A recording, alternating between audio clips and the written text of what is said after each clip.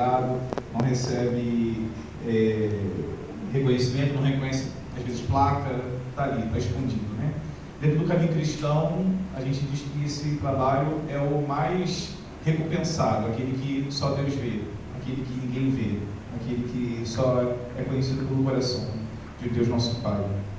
Quero aqui cumprimentar eu sou um homem da mesa, né, gente? Uma mesa quase feminina, 75% aqui dessa mesa preenchida de mulheres que até temos que dar o jus, né, que na maior parte das nossos serviços de saúde são as mulheres que estão lá no trabalho.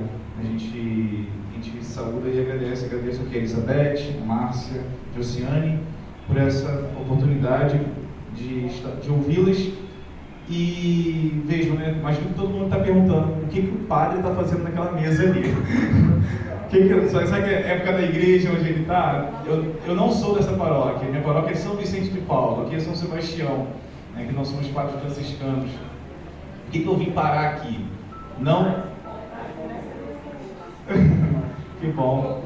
Eu ia falar, acontece, meus irmãos, que qualquer pessoa que está sentada nesse banco aí podia estar aqui no meu lugar. Porque eu estou aqui no lugar do usuário, eu estou aqui no lugar de quem está no recurso, e eu penso que aqui todo mundo tem algo a falar do seu uso positivo, negativo, do que vê. Talvez você não conheça os termos técnicos, talvez você não conheça a dinâmica, mas você conhece ali o trabalho, a operação. Claro, o usuário olha de um ponto de vista, o profissional olha de outro. Ali, cada um tem ali o seu ponto de vista e que nesse diálogo se soma e a gente chega a um crescimento. Bom, meus irmãos, como que eu vim parar aqui? Vamos lá.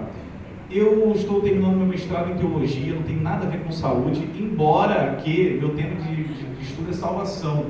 E não sei se vocês sabem, a palavra salvação em latim, salvar em latim, tem a mesma origem da palavra saúde. Salvus, salus. Então, saúde, salvação, são palavras irmãs, primas ali, tem a mesma sua fonte. Mas seria muito pueril se eu ficasse aqui fazendo prolegômenos aqui, né, discursos sobre simplesmente vocábulos.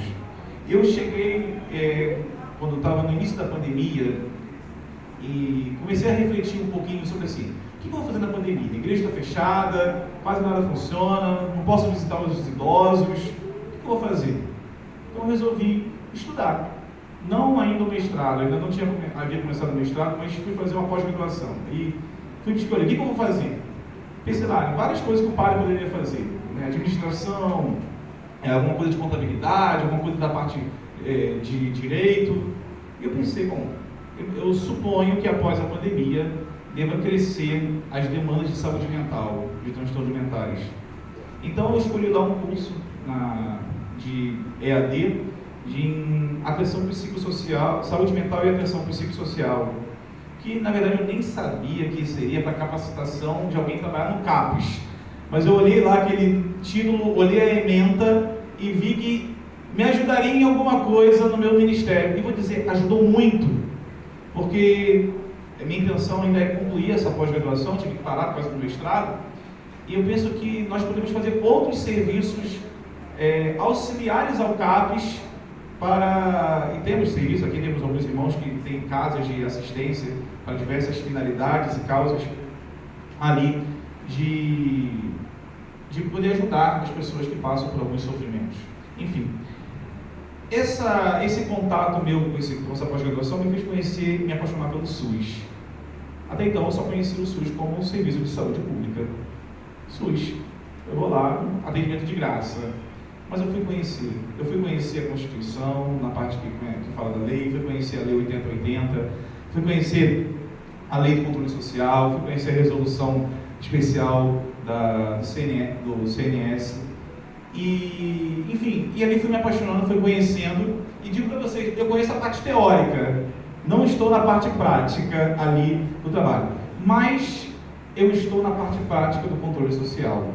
Não sou membro do Conselho Municipal de Saúde, não sou conselheiro do nosso conselho aqui de Araruama, mas estamos num trabalho aqui disso. Bom, vamos lá. Pode passar para o slide? O nosso currículo quase caí aqui da cadeira. Tudo bem, vai ser, obrigado. O nosso, volta um pouquinho, só. O nosso tema aqui hoje, meu tema é o quarto eixo. Volta mais um pouquinho. Travou. Meu tema é o quarto eixo, que é: amanhã vai ser um outro dia para todas as pessoas. O tema da conferência toda aqui, das 4 conferências, é garantir direitos e defender o SUS, a vida e a democracia. Amanhã vai ser outro dia. Então, assim nós temos o lema, né? Amanhã vai ser outro dia, como um lema aqui dentro desse tema, um subtítulo, um subtema aqui. E coube a mim justamente esse trechinho aqui, ó. Amanhã vai ser um outro dia para todas as pessoas. Pode passar, por favor? Então, o que nós vamos analisar nesse nosso eixo aqui? Pode passar, por favor? Nós temos aqui como a orientação que veio da resolução para essa conferência. Pode passar, por favor?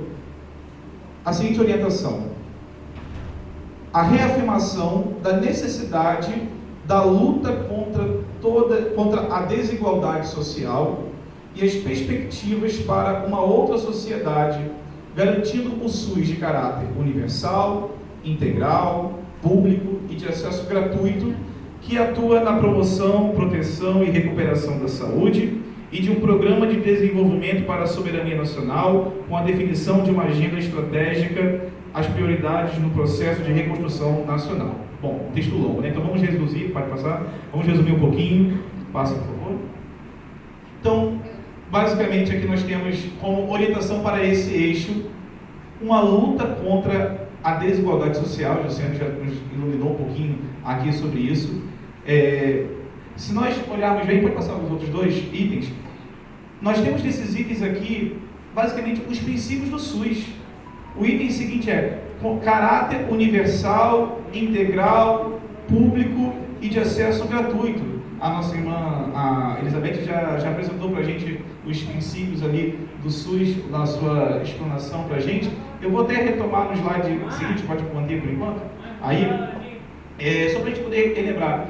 É quase como um mantra que a gente tem que lembrar de vez em quando, né? Universalidade, equidade, transparência, acesso gratuito, enfim. Na igreja católica a gente fala de ladainha, né? É uma ladainha que fica ali repetindo aquilo ali, provavelmente para não esquecer, precisamos. E a promoção, proteção e recuperação de saúde. Bom, qual é então a minha intenção aqui com vocês? É mostrar para vocês, falar para vocês de uma experiência de controle social que colabora aqui com os outros serviços que tem, claro, o Conselho Municipal de Saúde é o serviço por excelência de controle social, mas quero expor para vocês um movimento, uma atividade que nós tivemos a oportunidade, que eu faço parte, que eu atuei diretamente para o controle social. Essa temática nossa, pode reparar, amanhã vai ser um outro dia, é um tema da esperança. A esperança é uma das virtudes cristãs, né? Fé, esperança e caridade. O que é a esperança? A esperança é a certeza que eu tenho hoje daquilo que virá no futuro. Eu não tenho ainda, ou melhor, eu já tenho, mas não em posse. Por exemplo, o aluno, quando entra no curso, ele tem esperança de se formar. O paciente, quando vai ao médico, vai ao hospital, ele tem esperança de se curar, de ter um tratamento ali adequado. Nós, quando viemos aqui, nós temos esperança de que nós vamos ter um serviço de saúde melhor. E atenção, eu coloco melhor aqui, né, assim, sem desmerecer em nada o que a Luciana nos falou, né, é o melhor porque nós temos que sempre caminhar com o melhor, no progresso. Sempre temos que nos dispor a oferecer mais. Sempre temos que analisar, observar, avaliar. Isso faz parte aqui dos recursos do processo do SUS. O que precisa ser mais adequado, o que precisa ser melhor, o que não está bom, o que está ruim, o que tem, de repente, recurso sendo aplicado em demandas que não são tão urgentes. Às vezes tem demandas que podem ser adiadas, são desnecessárias. Enfim, nós temos aqui esse tema que é da esperança. E assim, uma coisa que eu gostaria muito, pelo menos da minha fala aqui, da minha palestra, de sair daqui, é que todo mundo pudesse sair desse nosso dia de hoje e falar assim: olha, amanhã vai ser outro dia. Amanhã vai ser outro dia. No nosso próprio próximo quadriênio, poderemos ter um outro dia. E olha, gente, por favor, não atribuam na minha boca aqui, na minha palavra, qualquer tipo de intenção, assim, de indução, assim, ideológica, partidária, etc. Não. Eu quero aqui alimentar em nós a esperança de que aquilo que a gente quer melhor acontecerá, porque nós vamos trabalhar por isso. Eu me disponho, eu me comprometo, eu quero me oferecer. Enquanto eu estiver em Aruama, eu não posso dizer quanto tempo ficarei aqui, sou cidadão aruamense, sou consalense, mas não sei quanto tempo ficarei aqui, mas enquanto estiver aqui, eu quero me dedicar por isso, pela melhoria, não só da saúde, inclusive, mas aqui é a conferência de saúde. Então, aqui eu quero dizer, né, por essa melhoria naquilo que estiver ao meu alcance. Só para recordar, no slide seguinte, eu trago aqui os princípios do SUS, que já foram apresentados aqui, só para a gente se recordar, por favor, passa. E aí, ficou bem pequenininho, mudou a edição ali. Nós temos ali, clica de novo para ver se vai aparecer. Travou, né? Nós temos ali 2 artigos da Constituição Federal, que já foram também citados pela Márcia, ali, né, só tem ali a descrição dos artigos, que nos trazem o princípio da saúde, né? Saúde é direito de todos, né? A José também trouxe aqui para a gente essa ideia da Constituição de 88, né? A conquista do direito à saúde, que antes era reservado aos usuários, aos contribuintes da Previdência Social, e a partir da Constituição de 88 é colocado como princípio de saúde realmente à disposição de todos os brasileiros, e efetivamente na lei de 8080 de 1990 é que nós temos aí a criação, o estabelecimento do SUS.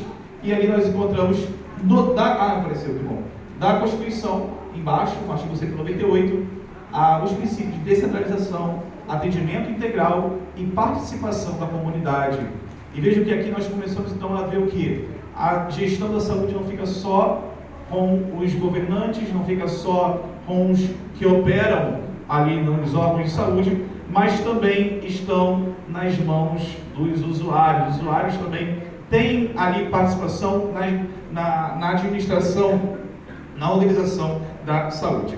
E os princípios da Lei 8080, nós já conhecemos, é a universalização. O acesso do serviço de saúde deve ser a todos, em todos os níveis de assistência, desde a atenção básica até as questões de média e grande complexidade. A integralidade, o princípio que direciona o atendimento integral, desde quase que repetindo, mas desde a promoção, da prevenção até as medidas de recuperação. A equidade, o serviço a todos, acessível a todos, fornecido de maneira igualitária. É um pouco do que estava ali antes, a recordação do que nós, dos eixos aqui, né? Nós precisamos voltar e refletir. O nosso acesso à saúde é universal, ou seja, ele abrange todo o município. O nosso serviço de saúde, ele é integral, ele abrange todas as demandas dali do usuário. Ele sofre da equidade. O que significa isso? Todos os usuários do SUS têm a mesma forma de acesso à saúde, ou seja, todos têm a mesma a facilidade ou dificuldade para marcar um exame, marcar um médico, para ser atendido numa emergência, ou isso varia de uma pessoa para outra? Passa por favor o slide. O direito à informação, os dados da saúde têm que estar disponibilizados, tem site de transparência, mas tem que ser feito trabalhos para que isso seja cada vez mais acessível e também simplificado para a população geral compreender. Divulgação de informações sobre o potencial dos serviços e as características e sua utilização devem estar acessíveis a todos. Capacidade de resolução. O que significa isso?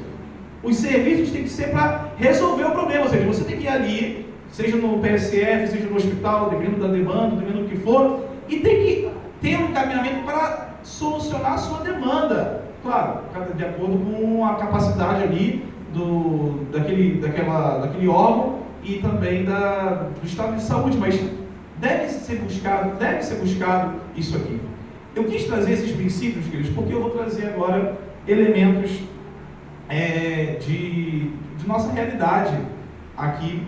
Pode passar para o próximo slide? De um controle social, de uma experiência. Perdão. Tá, eu esqueci do slide aqui. Tem um slide aí sobre a questão da diretriz da resolução 453, que cria o controle social, e eu vou passar logo para frente para o tempo. E eu gostaria de fazer com vocês a experiência, pode passar, a experiência de um trabalho de controle social, que é um movimento Desperta São Vicente, Saúde é Vida. O que aconteceu, meus amigos? Quando foi no início do ano passado, precisamente em final de abril do ano passado, circulou uma notícia de que o Hospital de São Vicente estava sendo desativado. O Hospital de São Vicente, que funciona há 38 anos, estava sendo desativado. Ali tem uma sala de cirurgia, tem leito de atendimento, tem área de internação, de isolamento para tuberculose, que não funciona, tem, enfim, sala de trauma, um hospital mesmo ali. Já funcionou maternidade naquele hospital, muitas pessoas já nasceram na maternidade de São Vicente. E simplesmente quando foi no final de abril, soubemos que os pacientes estavam sendo transferidos para a UPA, para o regional, alguns estavam sendo dispensados e estava sendo desativado o hospital. O cadastro do CNES do hospital estava sendo mudado para a policlínica, isso nós confirmamos que foi feito. Enfim, tudo isso aconteceu, a população sabendo disso, mas sem conhecimento técnico. Isso que é interessante.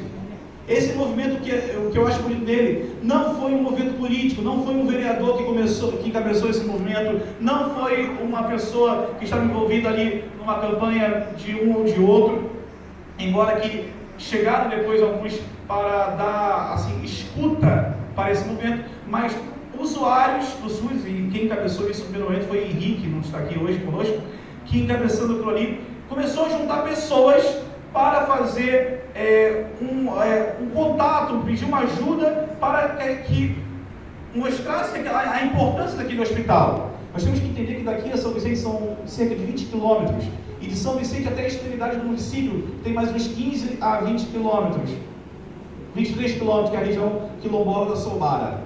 Então, se nós pensarmos em alguém passando mal de infarto na Soubara, precisa passar 23 quilômetros de estrada de chão e mais 20 quilômetros no asfalto para chegar em um hospital de pronto atendimento da UPA. Nós tentamos um diálogo com o poder público e não houve esse diálogo.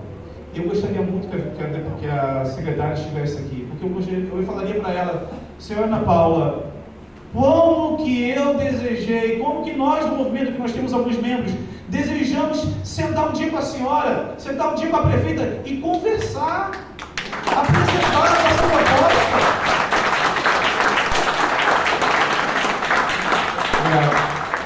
Poder dizer, simplesmente assim, apresentar nossas razões, ouvir justificativas, e sempre fomos tratados nesse movimento de maneira muito agressiva até. No dia 27 de maio fizemos uma audiência assim, de maneira até muito amadora. Ninguém sabia nada, gente. Quem nos deu a luz naquela audiência foi a Dona Lúcia, que está aqui conosco. 17. Dia 17 de maio, obrigado. Dona Lúcia que esclareceu para a gente o que estava acontecendo. Ela até disse que na conferência anterior... Não. Tá, enfim, mas no plano que está em vigor...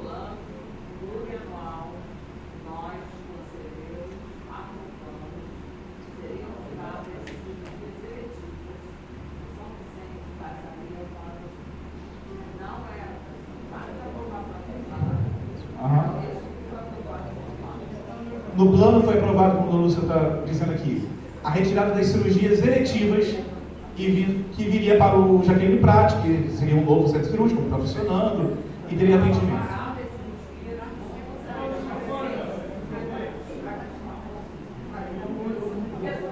Isso. Só que a medida foi além do que foi aprovado pelo Conselho. Então, quem que despertou o Conselho? A população de São Vicente. E naquela ocasião, Dona Lúcia puxou a orelha da população de São Vicente, porque ela falou: vocês estão reclamando aqui, mas não tem nenhum membro do São Vicente no Conselho. Meus irmãos, o que acontece? Nós não sabíamos de nada disso. Nós não tínhamos conhecimento, nós não tínhamos informação. Hoje, nós temos 2 vagas no Conselho Municipal de Araruama, no Conselho Municipal de Saúde, que são de membros de São Vicente, de uma associação de moradores e de... Pode passar aí? Tá ali já. Ótimo, fechei. Da associação de moradores e de uma igreja evangélica, da igreja católica. O membro é daqui da igreja de São Sebastião. Eu tenho que ir lá para o tempo. E, enfim, foi feita uma passeata logo depois, dia 29 de maio, porque na audiência foi convidada a prefeita, foi convidada a secretária, foi convidado o presidente da Câmara, que é de São Vicente, que alegou que tinha reunião de pavimentação de rua, não podia ir. Desculpa falar, gente, eu lamento que a secretária não esteja aqui. Qual reunião para uma secretária de saúde é mais importante do que a conferência quadrienal? Tem que gravar. Aqui é o local de nós debatermos aqui e, enfim, fizemos uma passeata. A passeata que é um direito da Constituição, foi resultado em uma ocorrência policial. Melhor, ocorrência não, num registro de ocorrência, porque na verdade não deu em nada. O que é absurdo. O que é absurdo porque ali não tinha nada de ilegal e, como eu falo, não foi para frente. Passo rapidinho. Houve reunião com o secretário estadual de saúde, que disse para a gente que o hospital estava em condições insalubres para funcionar. Reunião com o núcleo de tutela coletiva da Defensoria Pública, que disse que já havia várias denúncias contra a saúde em Araruama. A inclusão que eu falei. Tivemos uma audiência pública da Alerj lá em São Vicente e também conseguimos provocar o CREMED para uma vistoria, pelo menos no UPA aqui. Infelizmente eu acabei assim, gastando mais tempo em algumas outras coisas. Enfim, eu tenho só me dá 3 minutinhos? Não, tá bom. Não, tudo bem, respeito. Gente, eu fiz um pedido, só fiz um pedido.